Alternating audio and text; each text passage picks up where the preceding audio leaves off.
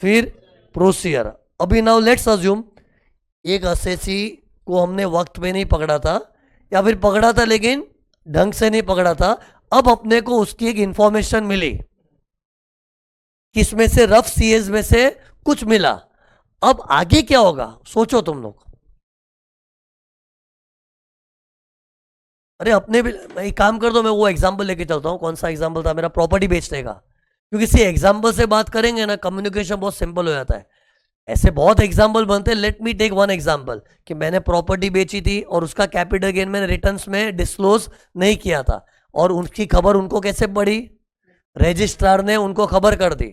और जैसे ही खबर मिली ना, उनको मालूम पड़ा शिरीष व्यास बड़ा टीचर बन रहा है, ऐसे लफड़े कांड करते हैं, चलो इसकी बैंड बजाते हैं। तो क्या करेंगे?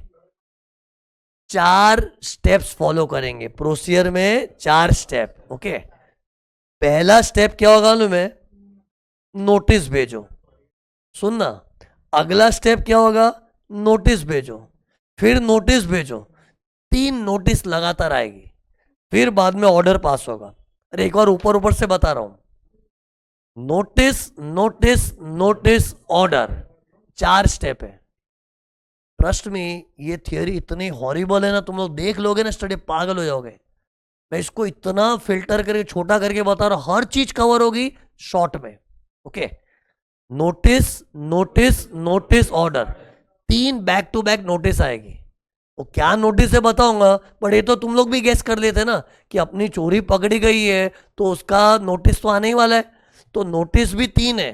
तो देखो एक एक करके बता दो। ये देखो चौथा स्टेप था, लास्ट स्टेप क्या होगा आखिर में? ऑर्डर। मतलब मैंने जो इनकम छुपाई थी ना, उसको पकड़ के इनकम नए से कंप्यूट होगी, और जो मैंने टैक्स की चोरी की थी वो मुझसे मांग लेंगे। अंत में वही होने वाला है। लेकिन प्रोसीजर देखो कैसा है। स्टेप 1, सबसे पहले एक शो कॉज नोटिस भेजा जाएगा। कौन किसको भेजेगा? ड्राइंग फील करो। एओ असेसी को भेजेगा शो कॉज नोटिस। सेक्शन याद नहीं रहा ना, लफड़े हो जाएंगे। सेक्शन याद रखना ही पड़ेगा। सेक्शन कौन सा है? 148A। और ये मैक्सिमम 3 साल में भेजेंगे। 3 साल from the end of relevant AY, 3 years from the end of relevant AY. तो सी, मेरा एग्जांपल क्या था बताओ? मैंने क्या लफड़ा किया था इनकम टैक्स में? प्रॉपर्टी बेचा था, उसका कैपिटल गेन्स नहीं दिखाया था ना। तो एक बार एग्जांपल हो ना, मान लो मैंने प्रॉपर्टी 21-22 में बेची थी। याद रखना प्लीज, याद रखो ना। 21-22 में प्रॉपर्टी बेची थी, उसका कैपिटल गेन्स नहीं दिखाया था। तो जब प्रॉपर्टी बेचने का ट्रांजैक्शन हुआ था, वो तो प्रीवियस ईयर होता है ना। एक्चुअल ट्रांजैक्शन तो प्रीवियस ईयर में होता है। तो 21-22 क्या हो गया? प्रीवियस ईयर हो गया। तो उसका एवाई क्या बना? 22-23। फिर 22-23 का एंड क्या है? 31 मार्च 23। उसमें 3 साल जोड़ो, 31 मार्च 26। 31 मार्च 26 तक मेरे पे कार्रवाई हो सकती है। दैट मीन्स 31 मार्च 26 अगर निकल गया ना, तो कुछ भी नहीं बिगाड़ सकते मेरा। फिर तो मैं सामने जाके इनकम टैक्स डिपार्टमेंट के सामने खड़ा होके बोलूंगा, मैंने प्रॉपर्टी बेची थी, करोड़ों का कैपिटल गेन छुपाया, आपने कुछ कर भी नहीं पाए। अभी जो उखाड़ना है उखाड़ दो, जो करना है कर लो। मैं सामने से बोलता हूं मैं चोरी किया, बोलो। ऐसा कोई करता नहीं है, but what I am trying to say, तुम लोग मेरी फीलिंग समझ रहे हो? मीन्स अगर मैं अभी सामने से ही बोल दूं तो भी इन लोग कुछ नहीं कर सकते। वो बोलते ना, कानून के हाथ बंधे हुए रहते हैं। और बंधन क्या है? 3 साल के बाद चोरों को नहीं पकड़ सकते। सी, तुम लोग को लग रहा है ये तो गलत कर रहे हैं लोग। गलत क्यों कर रहे हैं? ताकि इनकम टैक्स डिपार्टमेंट भी थोड़ा डिलीजेंटली, एकदम एफिशिएंटली काम करे। उन लोग को भी तो सी, वहां पर भी अपने ऐसे लोग ही बैठे हैं ना। उन लोग के साथ अगर ढीलापन रखेंगे तो पब्लिक भी ढीली, वो लोग भी ढीली, तो चलेगा कैसे? तो उन लोग के ऊपर कंट्रोल रखा है कि चोरों को पकड़ना है, अलर्ट रहो, 3 साल के अंदर पकड़ना है। तो टेल मी, कैन आई से लाइक दिस? चोरों को वक्त पे पकड़ना है तो एवाई के 12 महीने में सल्टा दो। एवाई के 12 महीने में। लेट पकड़ना है तो एवाई के 3 साल। बट 3 साल में तो स्टेप 1 इनिशिएट होगा, दूसरा, तीसरा, चौथे स्टेप तक जाते आते तो टाइम और आगे चला जाएगा, है ना। वो आगे और आगे भी टाइम लिमिट्स आएगी ना। बट फिलहाल के लिए टाइम क्या आया? 3 years। Show cause notice 3 years के अंदर इशू होना चाहिए। बाकी क्या शो कॉज नोटिस इशू करने के बाद आगे नेक्स्ट स्टेप्स होंगे तो उसमें तो टाइम बढ़ेगा ना। मैं ये नहीं बोल रहा 3 साल में सल्टा दो पूरा, अरे 3 साल में खाली शो कॉज नोटिस इशू करो, आगे नेक्स्ट स्टेप है, फिर नेक्स्ट स्टेप है, ऐसे तो टाइम 3 का 4-5 साल हो जाएगा आगे। अंदाज से बोल रहा, गिन मत लेना ऐसे। But this 3 years is for issuing show cause notice. कहां से गिनना चाहिए? फ्रॉम द एंड ऑफ एवाई मत बोलना, रेलेवेंट एवाई, क्योंकि अभी ये जूना केस हो गया ना, तो अपने बोलते ना उन दिनों का, वो वाले साल का, जो वो वाला साल जब तूने लफड़े किए थे, वो वाला को इंग्लिश में कैसे बोलते? रेलेवेंट। तो मेरे एग्जाम्पल में प्रॉपर्टी कब बेची थी? 21-22, तो वो तो प्रीवियस ईयर था, लेकिन उसका रेलेवेंट एवा है 22-23, और उसका एंड ऑफ द ईयर 31 मार्च 23, उसके बाद 3 साल। इतने टाइम में नोटिस निकल जानी चाहिए। कौन सी notice? Show cause notice. Show cause क्यों बोलते हैं मैं? क्योंकि इस नोटिस में ये लोग बोलेंगे सर जी हमें खबर मिली है। क्या खबर मिली है? कि आपने प्रॉपर्टी बेची थी सन 2021-22 में, और वो आपने रिटर्न में डिस्क्लोज नहीं की थी, तो हम तो आपका उस साल का केस खोल रहे हैं। आप बोलो हम क्यों ना खोले, you give reason, show cause. ऐसा लेटर आएगा, और शो कॉज नोटिस के साथ है उनको जो खबर मिली ना वो भी अटैच करेंगे। ऐसे ही शो कॉज नोटिस पकड़ा देंगे तो मुझे क्या मालूम पड़ेगा? मैं भी सोचूंगा मैं तो 1000 लफड़े किया हूं, ये कौन सा लफड़े का मालूम पड़ेगा? लफड़ेबाज लोग के तो 1000 लफड़े होते हैं ना, तो उसको बताएंगे देख तूने हजारों लफड़े किए, लेकिन तूने वो जो प्रॉपर्टी बेची वो वाला लफड़ा है ना, वो हमको मालूम पड़ा है, वो इन्फॉर्मेशन अटैच करके बेचते हैं। मतलब अपने हाथ में 2 कागज आएंगे, show cause notice plus information, ताकि पब्लिक के साथ ट्रांसपेरेंटली उनके बिहेव करना है, उनको भी खबर मिले कि हमको क्या खबर मिली है तेरे खिलाफ, तो अटैच करके आएगा। ओके, ये देखो इधर टाइम लिमिट लिखा है मैंने, within 3 years from the end of relevant AY. Okay, फिर ये नोटिस असेसी के पास पहुंची, उसके बाद असेसी क्या करेगा? रिप्लाई करेगा। उसको पूछ क्या रहे? शो कॉज मतलब क्या? गिव रीजन कि तूने 21-22 में इनकम बराबर से क्यों नहीं दिखाई, हमको तो खबर मिली है। सी मेरे एग्जाम्पल में तो है ना इतना साफ साफ पता चल गया ना कि असेसी बोलेगा भी क्या। लेकिन कभी कभी है ना इंफॉर्मेशन थोड़ी वीक होती है, विच में create misunderstanding with the IT department.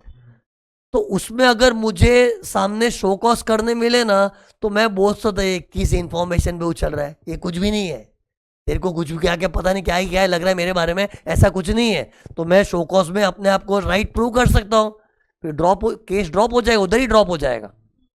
हाँ, मेरे एग्जाम्पल में लग रहा है यार शिरीष सर ने प्रॉपर्टी बेची थी, ये तो साफ साफ रिटर्न में मिसिंग है, दिख ही गया, तो अब इसमें क्या ही सर सफाई दे देंगे। लेकिन जो भी एक बार फॉर्मेलिटी के लिए शो कॉज करना पड़ता है। बाकी मेरा एग्जाम्पल तुमको स्ट्रेट फॉरवर्ड लग रहा है, लेकिन मैनी टाइम्स ऐसी इंफॉर्मेशन आती है ना विच इज लिटिल वेग, उसमें असेसी अगर सामने रिप्लाई देगा ना तो शायद उन लोग को अपना केस ड्रॉप करना पड़ सकता है। ओके ओके, रिप्लाई कितने टाइम में करना है? It will be prescribed in the notice, it will be prescribed in the notice. ये देखो एरो फील करो, देखो असेसी क्या कर रहा है, देख जल्दी रिप्लाई कर रहा है with in specified time. SP मतलब स्पेसिफाइड टाइम में रिप्लाई करेगा। और कभी इन लोग बोलते हैं हमको 30 दिन में जवाब दे दो, 10 दिन में बताओ, जो बोलना है बोलो, हमको इसका शो कॉज नोटिस का रिप्लाई चाहिए। और ऑब्वियसली रिप्लाई देना असेसी के फायदे में है ना, क्योंकि मैं रिप्लाई नहीं दूंगा तो वो तो मेरा केस रीओपन करके आगे बढ़ते जाएंगे। मुझे रिप्लाई देने का मेरा पर्पस क्या, उनको रोकना चाहता हूं कि भाई आपको कुछ गलत फहमी हुई, ऐसा कुछ नहीं है, प्लीज मेरा केस मत खोलिए। इट इज मेरे फायदे में कि मैं रिप्लाई करूं। ये क्यों बोला? कितने लोग बोलते सर रिप्लाई नहीं किया तो, अरे पागल है, नहीं रिप्लाई करेगा, करना ही चाहिए, नहीं करोगे वो तो आगे बढ़ेगा ना। फिर ये दिख रहा है मैंने 3 साल के यहाँ पे तारा बनाया, कभी कभी 5 साल तक इन लोग शो कॉज नोटिस भेज सकते हैं अगर कोई बड़े लफड़े का मालूम पड़ा है, 50 lakhs और मोर। इससे मान लो मैंने जो प्रॉपर्टी बेची थी ना, उसका जो कैपिटल गेन हुआ था ना 50 lakhs और मोर था, तो फिर मेरे को 5 साल तक कभी भी शो कॉज नोटिस आ सकती है। कैसे गिनोगे 5 साल? मेरे एग्जाम्पल में प्रॉपर्टी कब बेचा था? 21 22 बेचा तो प्रीवियस ईयर था, उसका एवाई क्या हो गया 22 23, 22 23 बिकम्स एवाई, उसमें 5 साल ऐड किया तो 31 मार्च 28 तब तक आ सकता अगर मेरा कैपिटल गेन 50 लाख और मोर का मैंने छुपाया था। ये देखो इधर, if the escaped income is greater than और इक्वल टू, साइन भी है ध्यान देना, greater than equal to 50 lakhs, then 5 years from the end of relevant AY you can get a show cause notice. Okay, फिर अब इसके बाद क्या होगा, नेक्स्ट स्टेप सोचो ना, इस फ्लो में असेसी ने रिप्लाई कर दिया, जैसे मेरा एग्जांपल हो ना, मैंने क्या रिप्लाई किया होगा, हाँ वो 21 22 का रिटर्न मैंने गाय गाय में भर दिया था, अरे मैं इमेजिनरी रिप्लाई बना रहा हूँ, हाँ प्रॉपर्टी बेची थी, मैं तो क्या अपना कोचिंग क्लास के इंप्रेशन में था, तो अपने क्लासेस का जो फीस है उसका रिटर्न भर दिया, वो प्रॉपर्टी का स्किप हो गया, ऐसे रिप्लाई दिया, तो बोले ये कोई फालतू चीज़ है, ऐसे थोड़ी होता है, अब हम तेरा केस खोलेंगे। तो मेरे से बात करने के बाद उसने फाइनल निर्णय लिया, डिसीजन लिया कि इसका केस खोलना है कि नहीं, और मेरा जवाब तो ऐसा फालतू था, हाँ मिस हो गया स्किप हो गया था, तो ये थोड़ी कोई रीज़न है यार, तो उन लोग मेरा केस रीओपन करेंगे। तो उसके लिए भी एक ऑर्डर पास होता है कि शिरीष व्यास का शो कॉज नोटिस में जो रिप्लाई आया ना, उसमें कुछ जमा नहीं हमको, हम तो उसका केस खोल रहे हैं, उसका भी एक ऑर्डर पास होता है। कितने टाइम में, कुछ फिक्स टाइम नहीं है इसका, there is no specific time for this, but इन लोग एक ऑर्डर पास करेंगे, क्योंकि सी अगर शो कॉज नोटिस के बाद मैंने रिप्लाई दिया तो डोंट यू थिंक उसमें 2 पॉसिबिलिटी है, रिप्लाई मेरा सही है या रिप्लाई मेरा फालतू है। रिप्लाई सही है तो उन लोग छोड़ देंगे, और रिप्लाई ढंग का नहीं है तो पकड़ लेंगे। बेसिकली इधर हो ही क्या रहा है, इन लोग डिसाइड करें मार दिया जाए कि छोड़ दिया जाए, ये डिसाइड कर रहे, it depends upon my reply, but the decision of मार दिया जाए कि छोड़ दिया जाए, it is taken in an order. ये देखो, तो नेक्स्ट चीज क्या दिखेगी बच्चों को, order, but no specific time, मतलब ये ऑर्डर इन लोग इश्यू तो करेंगे, इसका कोई पर्टिकुलर टाइम नहीं है, बट एक ऑर्डर आना ही चाहिए, क्यों फाइनल बताओ तो सही मेरा केस खोल रहे हो कि नहीं, शो कॉज नोटिस तो पकड़ा दिया, मैंने आपको जवाब भी दिया, अभी क्या कर रहे हो, मेरा केस खोल रहे हो कि नहीं बताओ तो सही। तो ऐसा ऑर्डर पास करना पड़ता है, यू नो, एक ऑर्डर पास हो तो फॉर्मल चीज बन जाती है कि हमने डिसाइड किया कि तेरा केस खोलेंगे, तो एक्चुअल रीओपनिंग नेक्स्ट स्टेप से चालू होगा। इधर तो खाली ये डिसाइड हो रहा है कि इस बंदे के खिलाफ इंफॉर्मेशन मिली है, अब इससे बातचीत करके डिसाइड कर रहे हैं कि इसे मार दिया जाए कि छोड़ दिया जाए, for that an order will be passed. Okay, yes, हाँ ये जो ऑर्डर है ना, इसका भी सेक्शन 148A है। सी इस स्टेप में, इस स्टेप 1 चल रहा है, 4 स्टेप ही टोटल, पहला स्टेप ही है अभी, स्टेप 1 में जो कुछ भी हो रहा है ना, उसका नाम सेक्शन 148A है। तो ये ऑर्डर को भी लोग क्या बोलते हैं, ऑर्डर अंडर सेक्शन 148 है। तो कभी ऐसा सुनने में है ना ऑर्डर अंडर 148 है, तो मतलब तुमको क्या है, हाँ सर बोले थे ना मार दिया जाए छोड़ दिया जाए, ये चीज लिखी होती है इस ऑर्डर में। ओके, लेकिन सी ये ऑर्डर पास करने के लिए ना, सुन देख तो सही, AO will have to take permission of additional CIT और जेसी।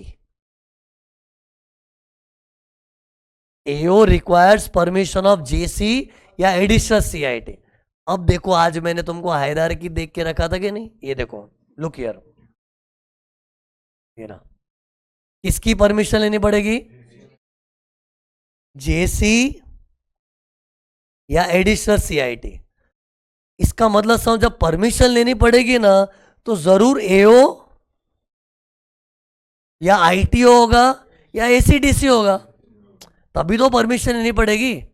कोई ऐसा बोले नहीं सर एओ तो आपने बोला, ये लोग भी तो एओ होते हैं ना, तो ठीक है, अगर एडिशनल सीआईटी खुद साक्षात एओ का रोल अदा कर रहा है तो परमिशन की जरूरत नहीं है।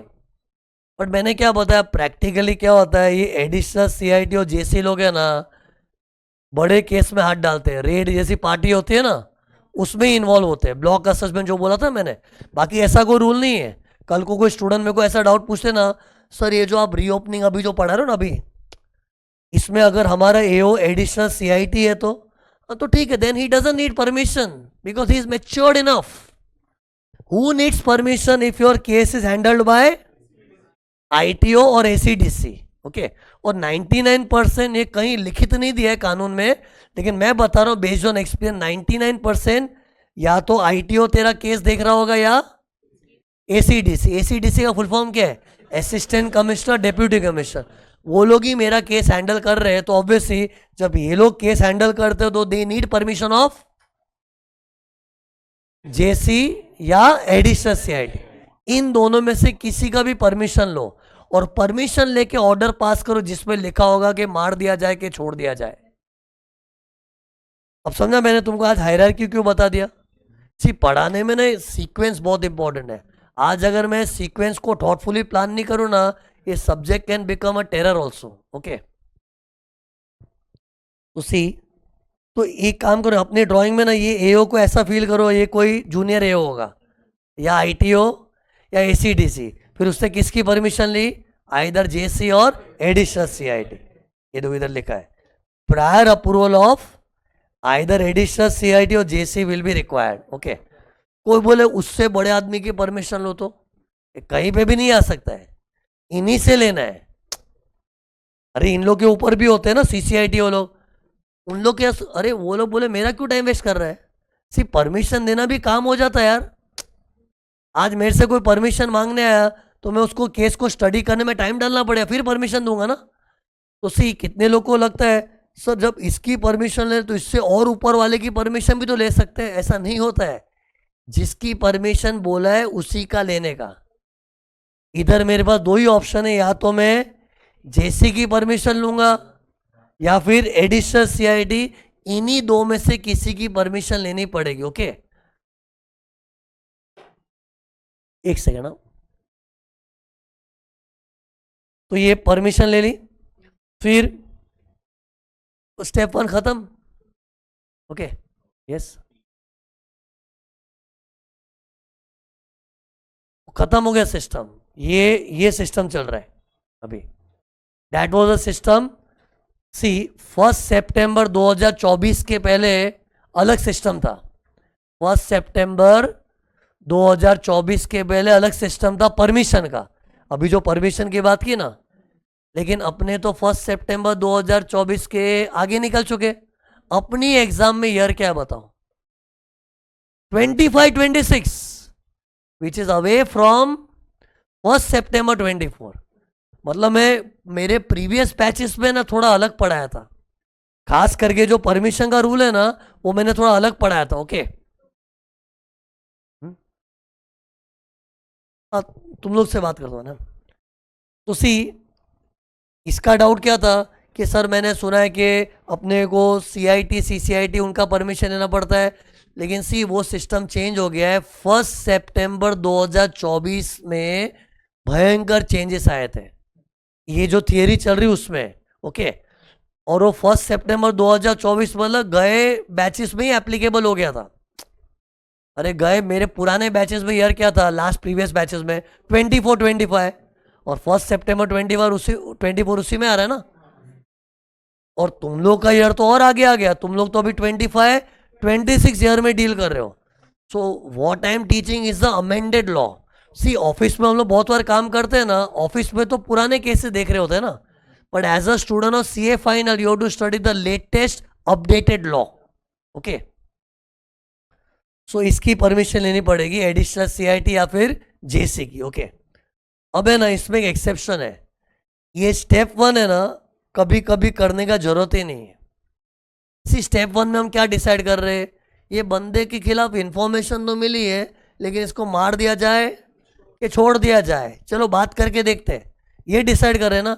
लेकिन कोई कोई केस में क्या होता है, शो कॉज नोटिस देते नहीं है, मार दिया जाए सीधा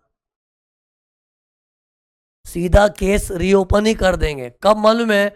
अगर लोग जल्दी देख, फेसलेस कलेक्शन ऑफ इंफॉर्मेशन के जरिए अगर कुछ खबर मिली है तो तुम्हारे साथ स्टेप 1 नहीं होने वाला है। क्यों? क्योंकि सी इन लोग का जो फेसलेस कलेक्शन ऑफ इंफॉर्मेशन वाला जो ड्राइव है ना, वो इतना ऑथेंटिक है ना कि उसमें तेरी कोई सफाई काम नहीं आएगी। सी ये एक्चुअली इन लोग क्या कैसे करते बच्चों को पता नहीं, इससे तुमको थोड़ा विचित्र लगेगा, लेकिन गवर्नमेंट को मालूम है ना कि फेसलेस कलेक्शन ऑफ इंफॉर्मेशन में इन लोग ने एआई को भी डाल दिया है, और ऐसी straightforward strong authentic information मिली है ना कि where you don't have any arguments, they are so sure कि लफड़ा हुआ है, तो उन लोग इसमें टाइम वेस्ट नहीं करते, सीधा गाड़ी चालू होगा स्टेप 2 से। मतलब जो मैं 4 स्टेप बता रहा हूं उसकी जगह पे 3 स्टेप होंगे। Reason, because faceless collection of information is an authentic source of information which makes them so confident कि पक्का लफड़ा हुआ है, बड़ा कांड हुआ है, इसकी तो अभी बैंड बजानी पड़ेगी। ओके हाँ, बाकी सब में क्या है, थोड़ा उनको लगता है नहीं शायद हमारी मिसअंडरस्टैंडिंग हो, तो एक बार बातचीत कर लेते हैं तो स्टेप 1 होता है। ओके इधर देखो क्या लिखा, पढ़ो। फेसलेस कोई मतलब collection information, step 1 is not required. Okay वो स्टेप 1 की जरूरत ही नहीं। यस नहीं, प्रायर अप्रूवल खाली इसके लिए चाहिए, ऑर्डर उसका डाउट अप्रूवल को लेके, ये ऑर्डर जब पास करना है तब प्रायर अप्रूवल। क्योंकि सी तुम लोग सोचो ना, ये आदमी लोग क्या बोलेंगे, अरे तेरा बातचीत बात खत्म करके बाद में मेरे पास आना है यार।